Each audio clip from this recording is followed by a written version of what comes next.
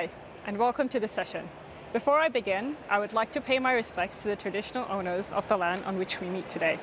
I would also like to pay my respects to the elders of the past and the present. I hope everyone's had a good Builder Session day today. We've heard on some great topics such as resiliency, FinOps, safe deployments. But today, let's shift our focus to how to strengthen your security posture with AWS.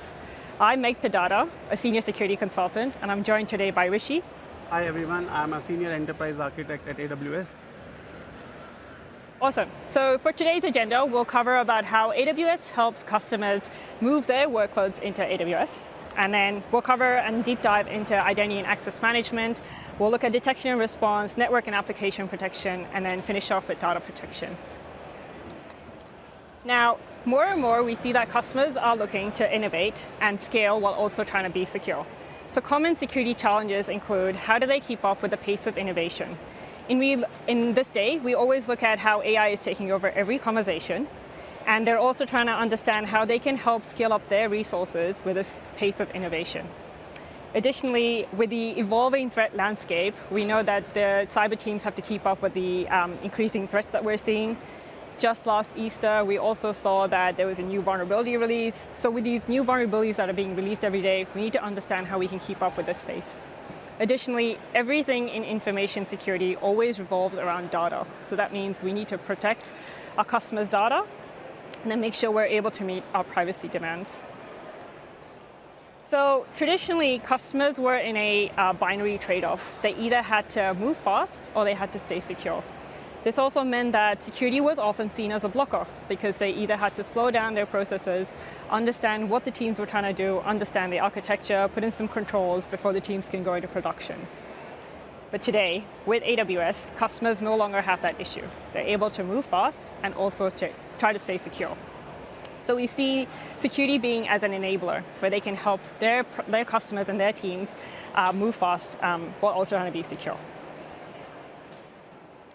Now, time and again, you would have always seen that AWS considers security as top priority. Now, this means that all of our services have undergone an extensive security process, and this means that customers are able to customize their level of security based on their requirements. This means we've architected to be the most secure infrastructure. We help security automation that drives speed and agility. That also means we have end-to-end security guidance through our AWS marketplace, where we've partnered with so many vendors that help secure our customers. So I've just talked about being architected to be the most secure infrastructure. What does this mean as a challenge for our customers? This means that they want to know whether they have the confidence to move their workloads into AWS. So what is the AWS approach that we've taken? We've ensured that we've complied with over 143 compliance certifications. We've also secured by design. We have an army of a team would come with a wealth of operational experience behind us. So this gives us and the customers the confidence to move their workloads into AWS. I've also mentioned that we have security automation that helps drive speed and agility. So the challenge there is that customers want to ensure that they're able to continuously check and monitor their controls and provide the highest level of security for their workloads. So the AWS approach that we have there is that we have provable security. We're able to automate and detect security events, and they're also able to provide security automation at scale. And so you ask, why is this possible? This is because AWS is an API-first platform. So with these APIs, we're able to automate and reduce the human intervention in these processes. Thirdly, we also have the end-to-end security guidance. So a challenge here is that customers want to make sure that any step their organization is taking, they're doing it in a safe and secure manner. So the AWS approach here is that we have over 300 services and features, which Rishi and I will deep dive into. We have over thousands of security solutions available on AWS Marketplace, and additionally, we seamlessly integrate with any open source security services out there. So using this, customers are also able to extend this by using some of the consulting services that we provide, such as the AWS professional services team, or even tap into the AWS partner network. Now, who here in the audience has seen this image before? Give me a show of hands. That's awesome. So we have a good number of hands up in the air. But just to reiterate, I think this is an important model to always understand. So when I talk about security off the cloud, that means that AWS is responsible for the underlying infrastructure that we provide. However, if I look about security in the cloud, the easiest way to understand this is by using an example. So let's take Amazon Elastic Cloud Compute, or also known as Amazon EC2. For Amazon EC2, the customer would be responsible for putting the operating system, for patching it, for putting in the IAM access in, for configuring the security groups. But say we compare this with another service such as AWS Lambda, where that's a more abstracted service, and AWS is responsible for more of the infrastructure. Whereas in AWS Lambda, the customer would only be responsible for looking after the code, some IAM controls based on what the Lambda needs to talk to, and perhaps some logging and monitoring. So customers need to understand that based on the service they're consuming for their workloads, they can control and understand the shared responsibility model. Now, as I mentioned before, AWS has a number of services at your fingertips that can help you with your security.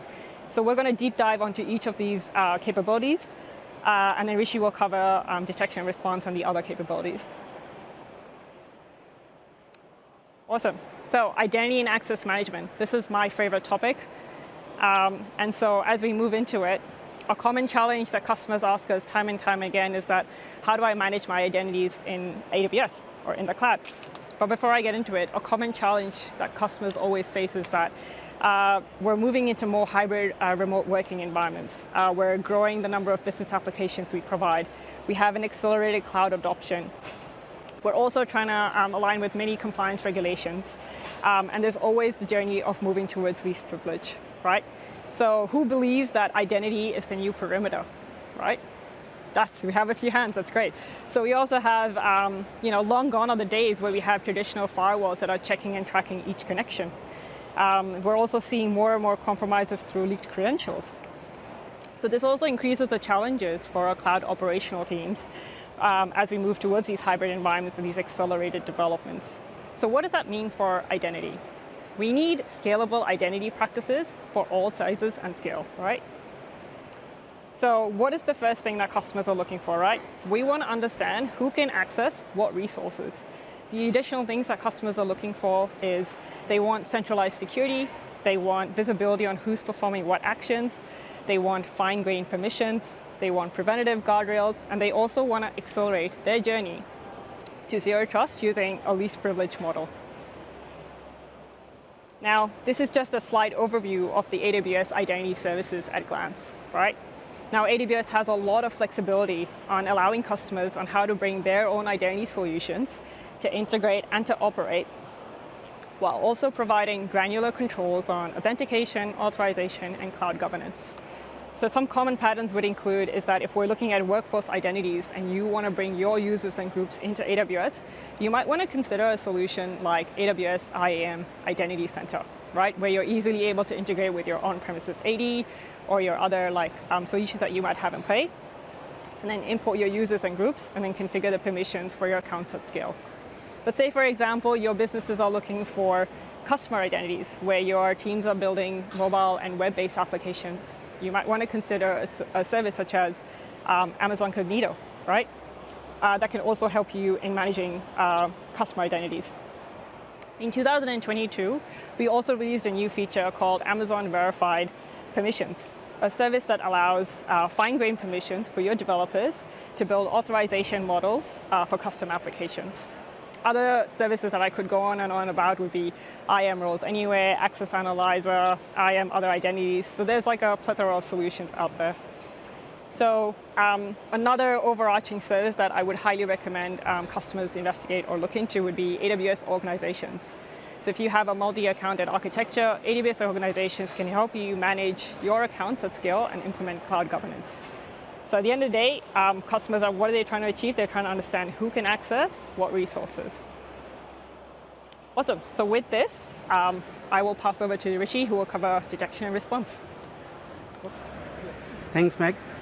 So let's start with understanding the challenges that we see in the detection and response domain. Managing security risk in the cloud can always be challenging due to the lack of insightful security events. The use of custom-built and disparate security tools often leads to fragmented security, which is a gap that can be exploited by the attackers. As your business grows, the number of security findings continues to increase in volume, which becomes really difficult for the organizations to differentiate the signal from the noise, which adds to the existing challenges. Now let's see how AWS detection and response services help businesses to address those challenges and achieve better business outcomes. So with AWS detection and response services, you are able to proactively identify any software vulnerabilities, potential threats, misconfigured cloud resources that help businesses to proactively work on the risks that have been identified and take actions on those before they become actual threats. By gaining improved security visibility of your entire AWS environment, by getting the security data across your AWS accounts and services from different partner products, as well as within the AWS services, you are able to centrally monitor your security operations and get a better efficiency. With these services, you are able to detect, prioritize, and respond to security threats in real time, and thus allowing for faster incident response. And as you combine and normalize the security data from your on-premises and from your AWS services, you are able to get a complete holistic picture of the security posture while completely retaining the ownership of your data.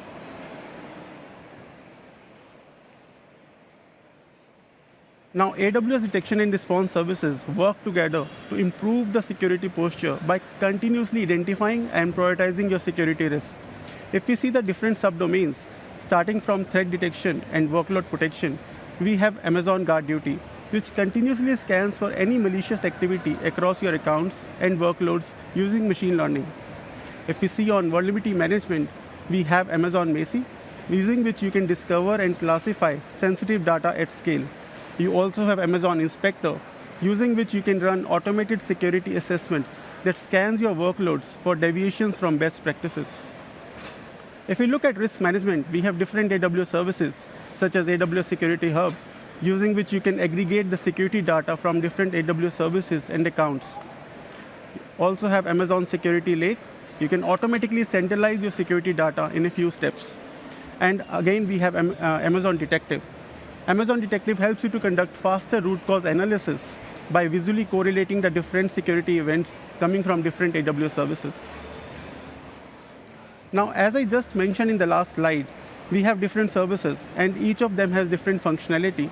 But you can also aggregate the data from these services into AWS Security Hub to get an aggregated view of the security posture of your entire AWS environment. And doing that, you can prioritize your security risk, and you can take actions on those with the inbuilt mechanisms of automated security response mechanisms. And once the threats are identified, you can use Amazon Detective to conduct faster root cause analysis by visually correlating those events. And once you have all this security data from your different AWS services as well as from on-premises data, you can centralize them using Amazon Security Lake, using which you can do proactive trend analysis and risk management. Moving on to network and application protection. So let's understand the challenges traditionally in the network and application protection tooling. Traditionally, you require a specific tool for a specific purpose, which often leads to a gap in getting the aggregated visibility of your entire environment, which is often a challenge for the businesses. And this tooling were often relying on parameter-based defenses, such as firewalls. But with the rise of mobile computers, cloud computing, IoTs, this parameter has expanded, which becomes a challenge for this tooling to comply to these changing requirements. Again, with the legal and regulatory compliance standards across different industries, across different regions, these toolings are not able to cope up with those changing requirements on the legal side. Then traditionally, these toolings are often very complex and requires manual effort from the builders to deploy. This effort of builders could have been used to build something productive, which is core of the business. And cybersecurity has always been a specialized area, and the lack of skilled people, skilled resources in this area adds another challenge for the businesses. And with the increase in remote connectivity for the end users, malicious actors are taking advantage of this situation to launch cyber attacks. Now with the AWS Network and Application Protection Services, you are able to address those challenges and help businesses to achieve better outcomes. These services help you to get visibility into the traffic that is flowing across your organization, which gives the businesses the insights into the application behavior. And with these insights, they are in a better position to make informed decisions that how to monitor the security operations and make it more efficient. With this increased visibility, they're able to proactively identify risk, take actions on those, and minimize the application downtime, which improves the end user experience. And thus, this is a great outcome for any business. These services help you to provide comprehensive protections across a wide range of attacks, such as DDoS, malware, and other unauthorized access attempts. And these services on AWS are inherently scalable, which means that businesses can not need to worry about scaling their infrastructure on base of changing needs without over-provisioning or overspending. And these services provide you secure and seamless access to your resources, to your data, irrespective of your location, thus empowering employee productivity and flexibility. So this slide shows you the different core services when it comes to AWS network and application protection. If you see on the top, we have AWS Firewall Manager, which is a service that is used to deploy the below-mentioned services at scale. The other thing to note in this slide is Amazon VPC Security Groups. It is not a service, but it is a fundamental construct when it comes to networking in VPC. This VPC Security Groups describes what kind of traffic you want to allow to your AWS resources. And again, if you want to deploy the security groups across different accounts in different VPCs, you can definitely leverage AWS Firewall Manager to deploy this at scale. Now, these services are layered into two halves. If you see on the right-hand side, we have application level security and zero trust security, right, which talks about the ingress side of the equation. On the left-hand side, we have network level security, which talks about the egress side of the equation. It's a bit of oversimplification, but if you're new to wrapping your head in security and networking in AWS, it will be helpful. So let's start with AWS WAF and Shield Advanced, which controls what kind of traffic you want to allow coming from outside to inside of your AWS network.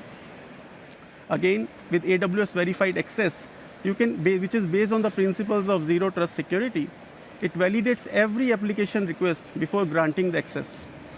If you see on the egress side of the things, we have network level security. So suppose you have sensitive workloads running on AWS infrastructure. You would like to see what kind of traffic they are talking to outside of the network, right? Outside of the AWS resources. So with AWS Network Firewall and Route 53, you can control that based on the different rules. Now let's move to data protection. So again, like with some other domains, AWS has been working with a different set of customers across different industries. And based on that experience, AWS comes with a common set of challenges around data protection and data sovereignty, starting from evolving regulatory requirements around data protection. And these requirements keeps on varying across different industries. FSI will have a different requirement. Healthcare sector will have a different requirement, right? And this requirements keeps on varying as you move globally across and work across in different regions. Security is ever evolving, right? New threats are emerging every day, which is always a challenge for the businesses. And many data protection regulations require businesses to maintain detailed records of their data processing activities, which becomes an overhead for the businesses to comply to that. And again, cybersecurity skill set is always a challenge for the businesses. Data protection is very instrumental and important when it comes to maintaining data confidentiality, integrity, and availability. And these are the drivers of data protection, starting from data confidentiality, which means your data remains secure and accessible only to authorized parties. Data integrity, which means your data remains complete, accurate, and unaltered throughout its life cycle. And data privacy, which means that how you are managing and controlling anyone's individual's personal information. We have seen in ANZ market, there have been some data breaches and how it has impacted those businesses as a part of their brand reputation. And the data protection really helps to drive that businesses in that manner. And again, security assurance, as I explained in the challenges, it is also one of the drivers for data protection because it requires businesses to provide proofs, assurance to the auditors that how they're complying to different data protection industry standards and regulations.